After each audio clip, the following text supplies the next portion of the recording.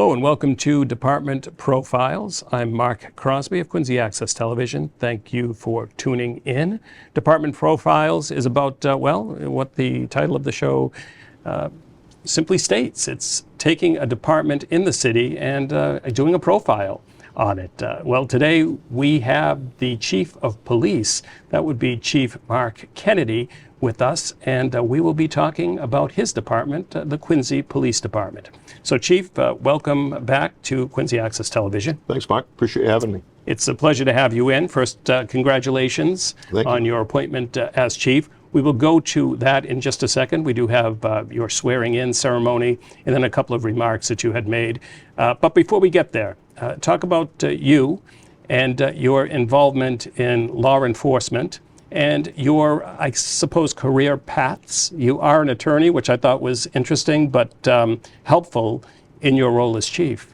Yeah, thank you. I'm not the only attorney. I think there's about 7 of us that are police officers, so it's not that uncommon, but it's definitely something I'm really glad I did. I did it while I was working the midnight shift, so I would go to school at night, come home, do a little studying, then go in and work my midnight shift and try and get some sleep the next day. But it's something I'm really glad I did, and it is helpful to really. The one thing I really got from law school was to see the other side of the argument. And I remember having a class, and the teacher gave it was like a failure to a non-compete agreement. And you're representing a chiropractor who signed a non-compete, and then eventually it was, which side of this do you want to argue? And I said, I'm on the side of the chiropractor, and the professor said, okay, great, you got the other side. So then I had to do all that research and really kind of... you probably knew that was coming. Yeah, I didn't actually. I was probably overtired, but so long answer to a simple question. It really opened my eyes to see both sides of an argument. Talk about your history with policing. Where did that start? In what community did you become an officer? Yeah, so I've been a Quincy police officer my whole career. When I was in college, I actually got a job during the summers answering phones in the Detective Bureau in Quincy. So I've kind of come a long way, and then I remember just seeing some of the older detectives and thinking, geez, what an unbelievable job. That'd be a really cool job to have. And I went to college for criminal justice, St. Anselm College in Manchester, New Hampshire. I studied criminal justice, and I graduated in '97. And that summer, I had been taking every test my senior year for all different federal agencies and state and local. And I got a job with the Immigration Service right out of college. Went down to Brunswick, Georgia, to the training academy down there, and I was one of the only people in my class to go back to where they were from. Everybody was getting shipped all over the country. But I got Boston right out of the academy, and I was there for about a year, and I got the card from Quincy and jumped to my dream job and never looked back. So, Immigration Services, something that I'm sure with the migrant crisis now, to have some background there, that has to be helpful. Yeah, we did when they were opening the shelter at Eastern Nazarene College. We met with those people and just sort of planning the security and things like that. And so yeah, it's been helpful to kind of have a little bit of background in immigration and the naturalization process. We're going to your speech in just a moment, but before we get there and the swearing in, you talked about studying and how it you were trying to balance all of that. I think in your speech, though we didn't include it here in today's segment, that you would go to the beach with a book. Yeah. You couldn't play in the sand with your kids. Yeah, every 2 years when I started studying, every 2 years there's the exam. So it's not you pass it. Quincy's a very competitive department to get promoted in. A lot of great officers, and they put the time in. They study hard, but you have to time it. So if you might study for 5 months for this exam in September, and then they don't promote anybody. So then you have to do it again in 2 years. So it's an ongoing process. And yeah, so a lot of summers I spent reading police administration and criminal law, and kind of keeping an eye on my kids building their sandcastles and stuff. So Very good. Well, we'll go to that swearing in and a few remarks from Chief Mark Kennedy, and then we'll come back into the studio.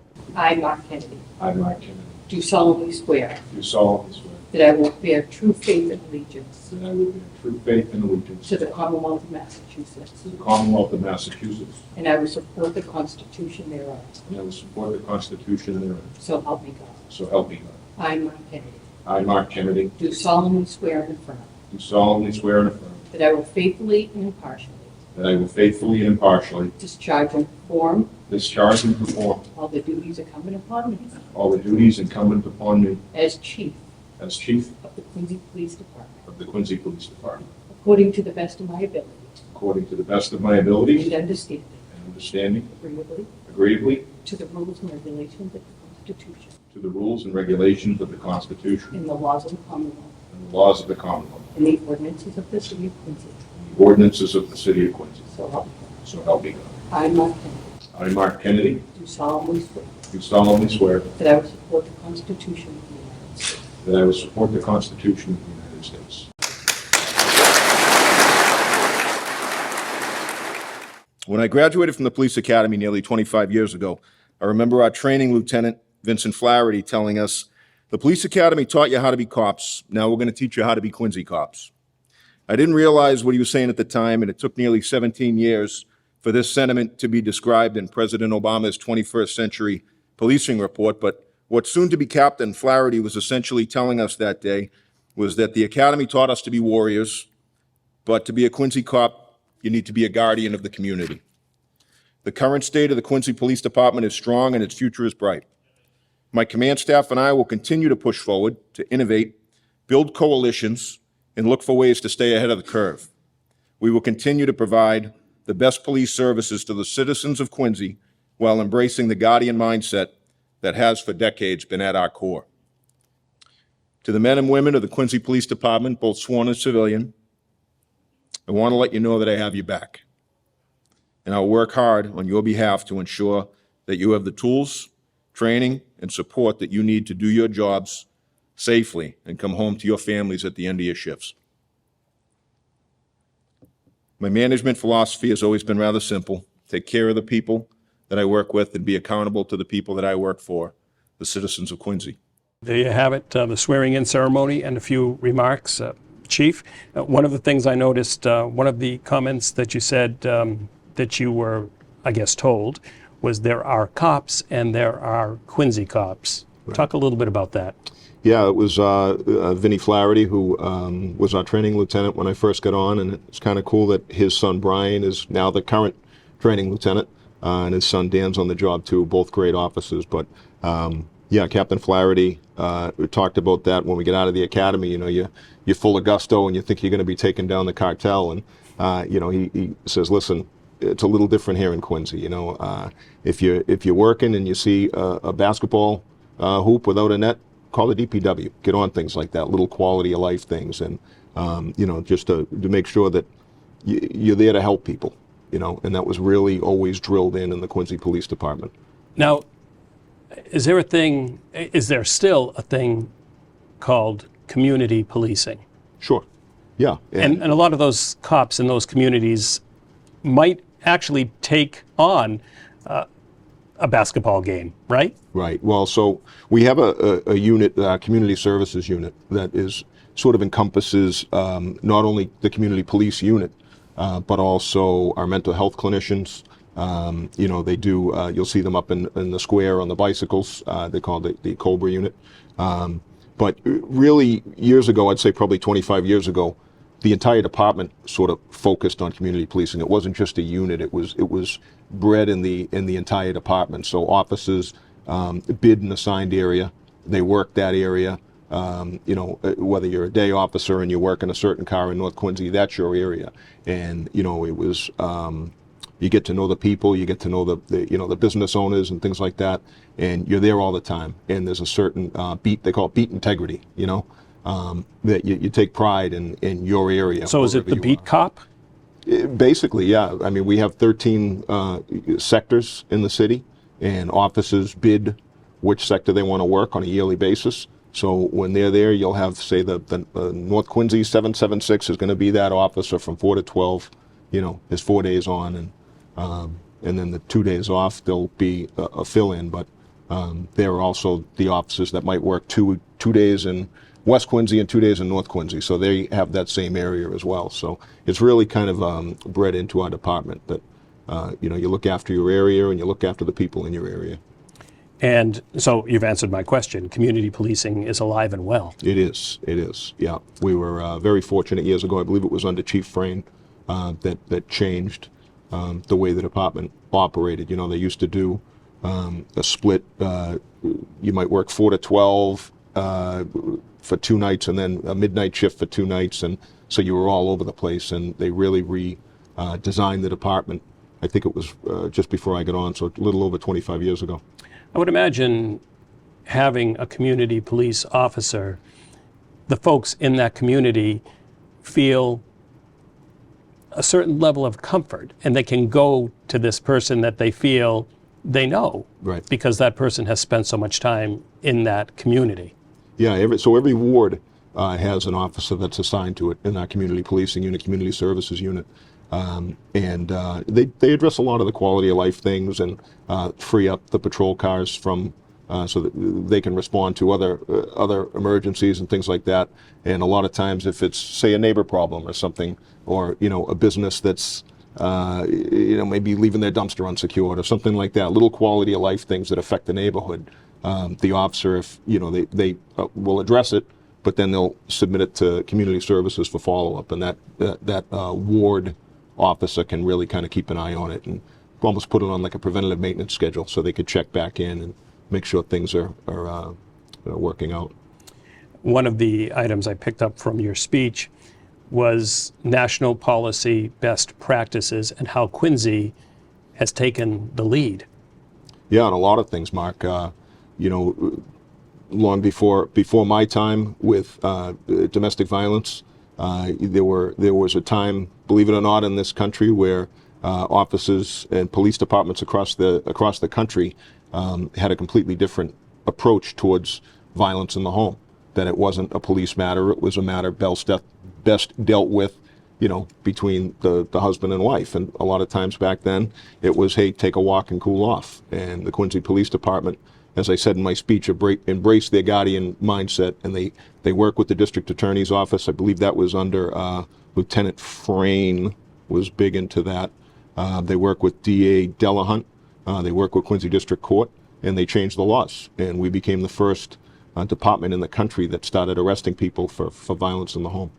Let's talk about domestic violence and actually your background with not only domestic violence, but child abuse, elder abuse, sexual assault. Right. Yeah. So I had an opportunity back in 2003 to get assigned to our Special Investigations Unit, which, as you said, we investigate all sexual assaults that occur, any crime in which a juvenile is the suspect or a victim, elder abuse, and domestic violence, serious domestic violence calls. And that unit does incredible work. I did it for 2 years and worked on some really cases that'll stick with me forever. But yeah, they really, like to say, they do God's work in that unit. It's hard to believe that years ago that domestic violence was thought about the way it was thought about. Right.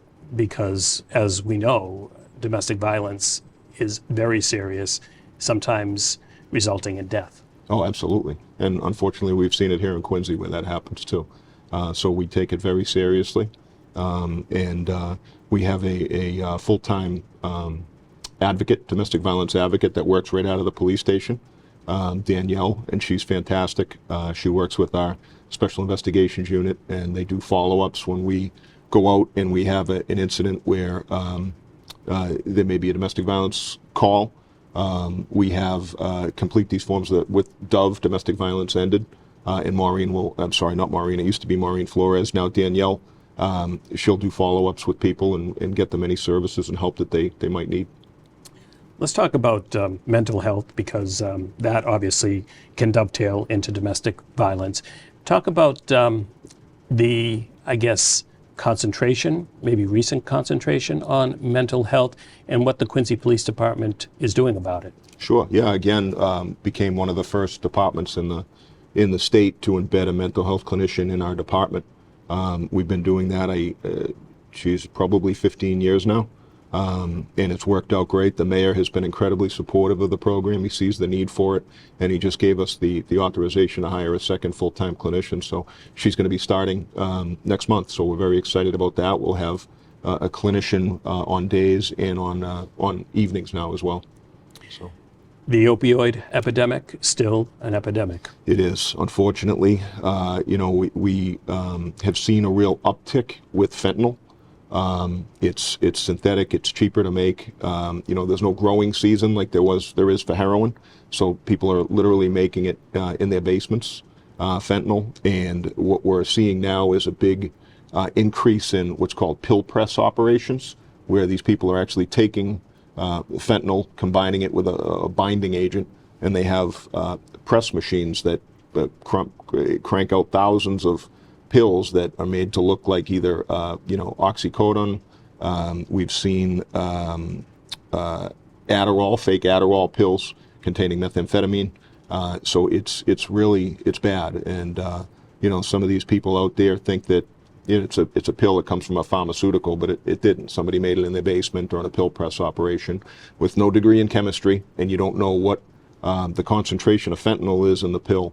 So we partnered with the Drug Enforcement Administration, and we had the Assistant Special Agent in charge of the Boston office came, and he spoke to every student in Quincy High and North Quincy High and did a whole presentation on this One Pill Can Kill campaign.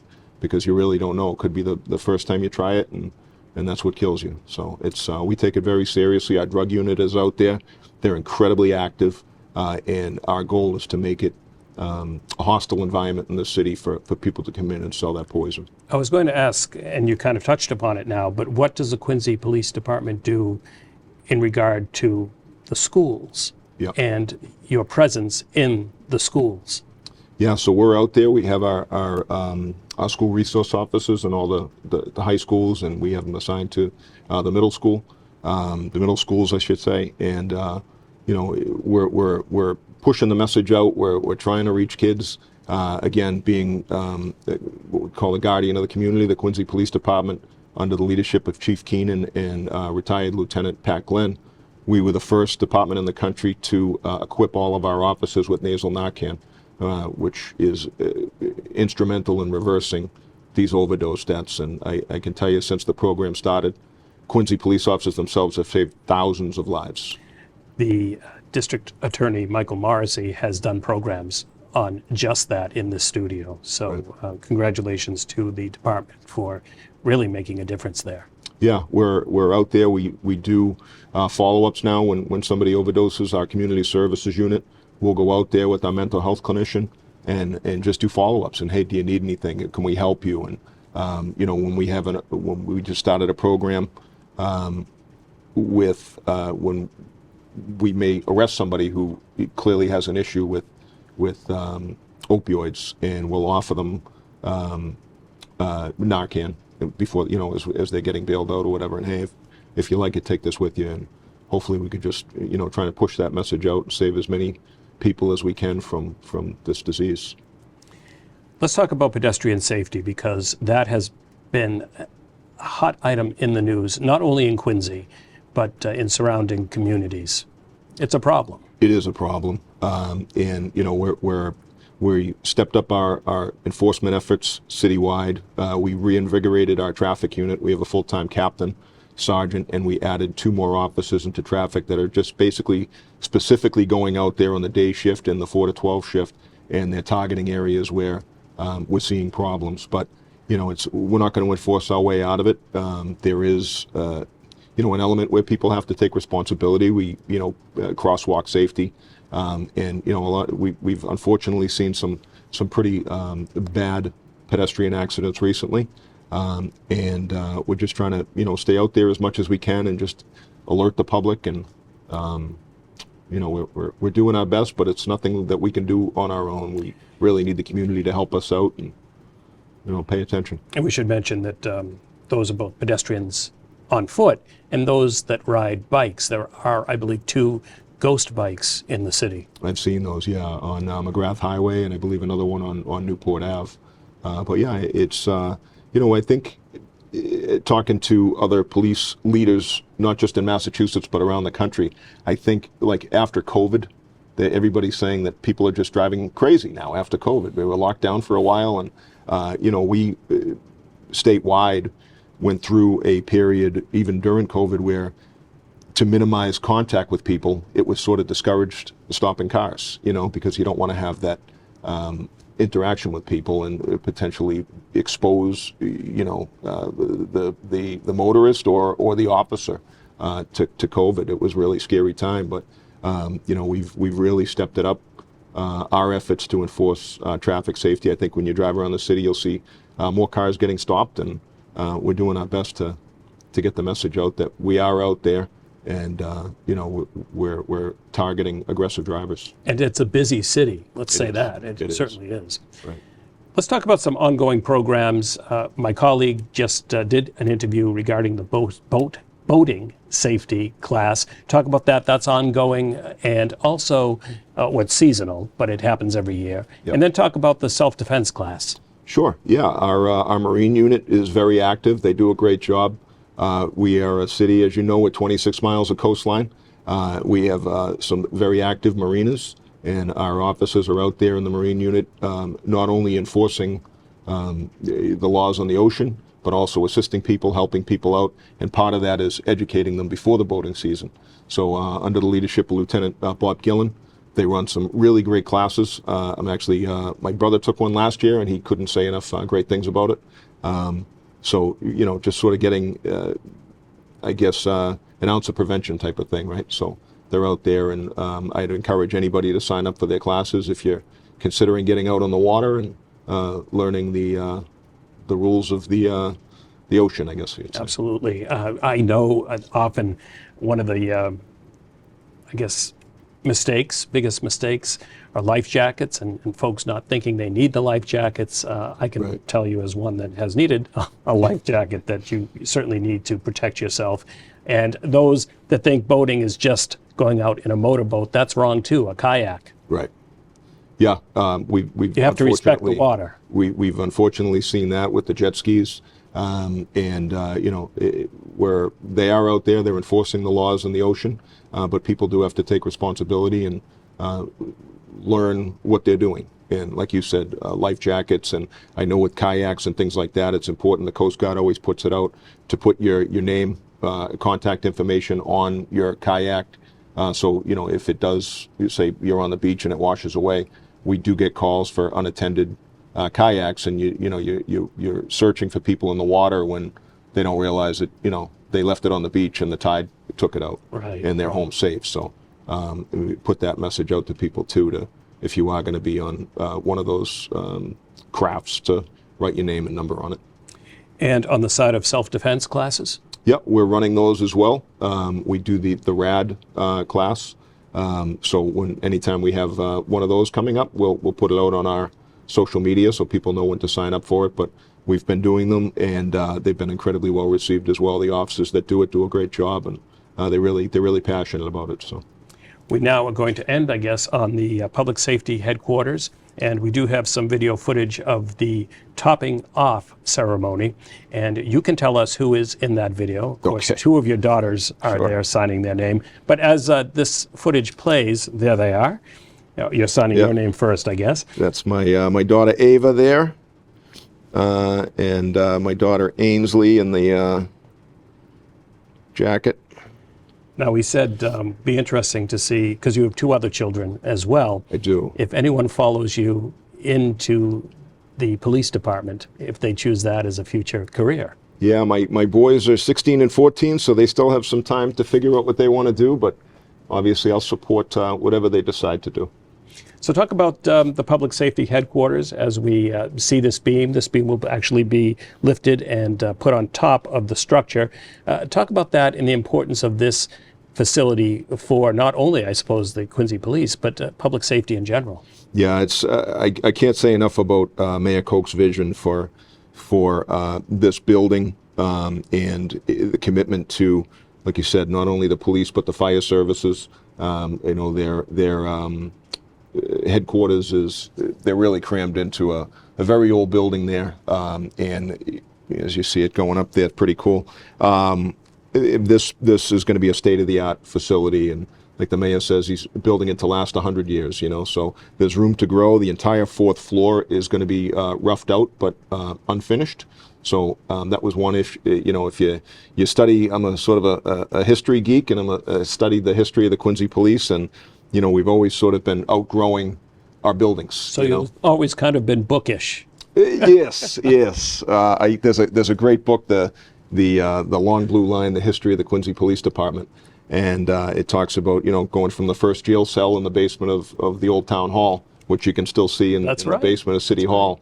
You know, that was the first lockup, and then, you know, they had a station on School Street, but our history is we're always outgrowing it, and it's a growing city. It's a city on the move, and this building, I think will be here for 100 years, long after me. So, And it must be helpful to have all public safety in the same place. yeah, so there won't be any fire apparatus in there. It's going to be the chief's office, their inspectional services, and a lot of their administrative staff. But we'll have the police, the emergency management, Ali Sleeman's crew will be in there with Joe Jackson and his administrative people. So it's really exciting, and we've been you know, working with the architects, and the mayor has been incredibly supportive of. He loves the look of the outside. I think it's just really stunning, and is really going to complement the city as well. You know, from an architectural standpoint, but the services that we're going to offer to the public. There's meeting rooms and things like that in there too. So And it's going to be pretty cool. What's the time frame? We're looking to be moved in there by October of 2025. So it's coming up quick. I'm going to end. I thought we'd end on that, but I'm going to end. I'm glad we have a couple of minutes left on something you said: innovate, build coalitions, and stay ahead of the curve. Right.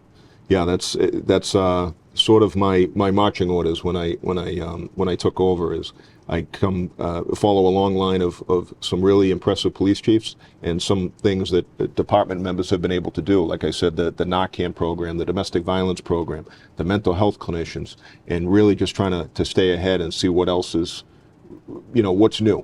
You know, what can we do to not only make the city safer, but provide the best police services to the citizens, and look after our people who are out there, you know, 24 hours a day, you know, putting themselves on the line and making it as safe as possible for them to do a very dangerous job.